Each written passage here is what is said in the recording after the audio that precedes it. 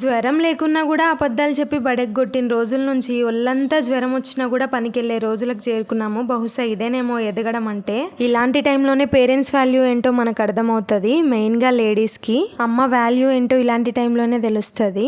చిన్నప్పుడు ఏదైనా జ్వరం వచ్చి దెబ్బ తగిలి చిన్న బాధ వస్తేనే అమ్మ ఒళ్ళో వెళ్ళి పడుకుంటాము. ఆ బాధను పెద్దగా చూపిస్తూ అమ్మకు చెప్పుకుంటూ మరీ ఏడుస్తాము. పెళ్లి తర్వాత నిజంగానే జ్వరం వచ్చినా నిజంగానే బాధలు వచ్చినా కూడా మనసులోనే దాచుకొని అన్నీ భరిస్తూ ముందుకు వెళ్తూ ఉంటాము.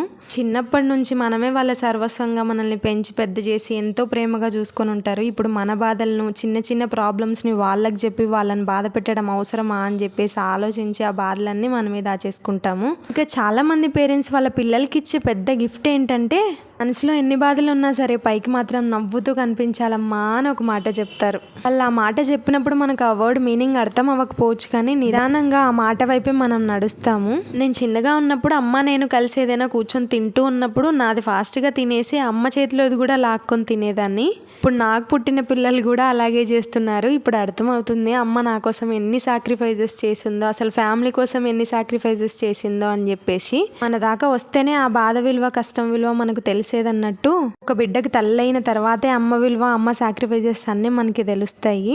ఇప్పుడు నేను చూపిస్తున్న రెసిపీ ఏంటో మీకు తెలుసా? ఈ రెసిపీ పేరేంటో కామెంట్ చేయండి. చాలా ఓల్డ్ అండ్ హెల్దీ రెసిపీ అన్నమాట ఇది. వీడియో నచ్చితే ఒక లైక్ చేయండి, సబ్స్క్రైబ్.